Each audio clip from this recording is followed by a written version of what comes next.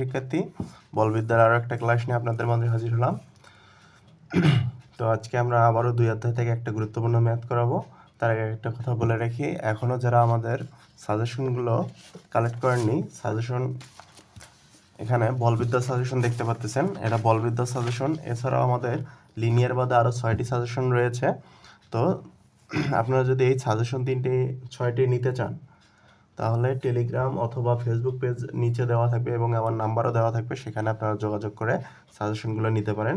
সাজেশনগুলো খুবই শর্টকাট করা আছে এবং খুব অল্প কয়েকটি ম্যাথ করে আপনি এই অল্প সময়ে ভালো একটা রেজাল্ট করতে পারবেন। তো চলুন ম্যাথ শুরু করা যাক।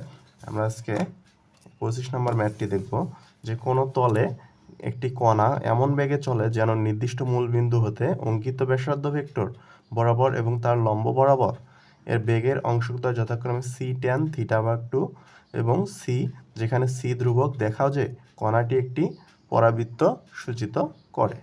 কি দেখাতে হবে? এটা একটা পরাবৃত্ত সূচিত করে, সেটা আমাদের দেখাতে হবে। আচ্ছা, তো এখানে দেখুন, আমরা একটু প্রশ্নটাও লক্ষ্য করব। এখানে আমরা ধরে নিয়েছি যে ব্যাসার্ধ বেগ, ধরে নিন আমরা জানি যে ব্যাসার্ধ বেগ dr/dt, ব্যাসার্ধ বেগকে dr/dt দ্বারা প্রকাশ করা হয়। তো dr/dt সমান প্রশ্নে কত দেওয়া আছে? c tan θ/2 এবং আরেকটা বেগ দেওয়া আছে c, সেটা আমাদের অনুপ্রস্থ বেগ। অনুপ্রস্থ বেগ সমান আমরা জানি r dθ/dt, r dθ/dt অনুপ্রস্থ বেগ সমান জানি। তো এটা সমান প্রশ্ন দেওয়া আছে c। তো এটাকে দিলাম আমরা 1 নম্বর সমীকরণ, এটাকে 2 নম্বর সমীকরণ। এখন এই 2 নম্বর সমীকরণকে আমরা 1 নম্বর দ্বারা ভাগ করব। দেখুন 2 নম্বর সমীকরণ কি ছিল? r dθ/dt = c, c এটা দ্বারা ভাগ করলে এটা নিচে চলে আসবে dr/dt c tan θ/2। আচ্ছা, এখন এখানে লক্ষ্য করুন, এটা যদি আমি এখানে উল্টা দেই, এটা আছে এরকম যে dθ/dt ক্রস, উল্টে দিলে কি হবে? dt উপরে চলে যাবে, নিচে dr, তাহলে এটা ক্যান্সেল। এখানে আমি পাচ্ছি dθ/dr। মূলত ক্যান্সেল হয় না, এটা হচ্ছে আমরা চেইন রুল থেকে এটা লিখতে পারি। তো বোঝানোর জন্য বললাম যে এটা ক্যান্সেল। আচ্ছা, এখন এখানে লক্ষ্য করুন, তাহলে আমি পাচ্ছি dθ/dr, r = dθ/dr, আর এই পাশে c এবং c ক্যান্সেল হয়ে থাকতেছে 1/tan θ/2। আচ্ছা, এখন এখানে থিটা আছে tan এর সাথে থিটা, তো আমরা থিটাওয়ালাটা এই পাশে নিয়ে আসবো, যেহেতু এই পাশে d থিটা আছে আর dr এই পাশে আছে, এটা আমরা এই পাশে নিয়ে যাব এবং rও এই পাশে নিয়ে যাব, কারণ r এর সাথে r এর সম্পর্ক, থিটার সাথে থিটার সম্পর্ক। তো dr এই পাশে নিয়ে আসলে হবে গুণ, dr উপরে চলে যাবে, r নিচে চলে আসবে। আচ্ছা, এখানে লক্ষ্য করুন tan θ/2 d থিটা আমরা পেলাম। এখন এটাকে যদি আমি উভয় পাশে আমরা কি করব? এখন সমাকলন করব। এই পাশেও সমাকলন করব, এই পাশেও সমাকলন করব। সমাকলন করার ফলে এখানে লক্ষ্য করুন tan θ/2 আছে, tan θ/2 d থিটা। তো tan θ/2 কে আমরা লিখতে পারি sin θ/2 নিচে cos θ/2 d থিটা। আচ্ছা, এখানে আবার লক্ষ্য করুন যে আমরা জানি নিচেরটাকে ডেরিভেটিভ করে যদি উপরেরটা পাওয়া যায়, তাহলে লন নিচেরটা লেখা যায়, এটা আমরা জানি।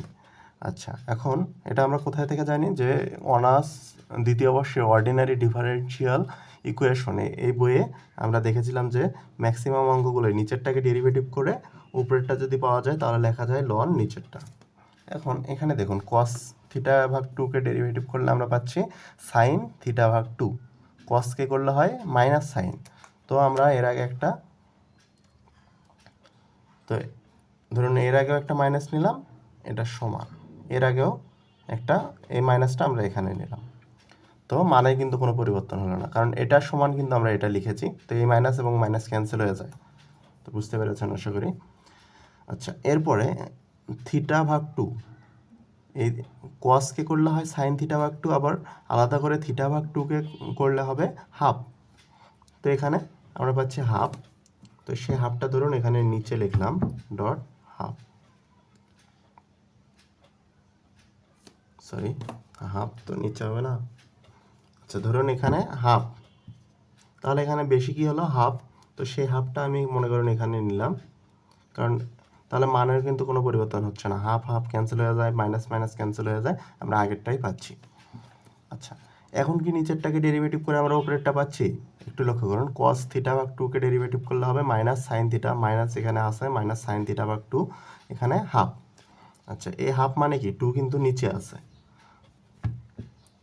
তাহলে এটার থেকে আমরা আরেকটু সাজিয়ে নিই, থিটা ভাগ টু নিচে টু, এই হাফ টু নিচে আছে, কস থিটা ভাগ টু এখানে ডি থিটা। এখন এটাকে আমরা কি বলে ইন্টিগ্রেশন করলে পাবো লন নিচেরটা, অর্থাৎ টু কস থিটা, টুটা সামনে লিখব।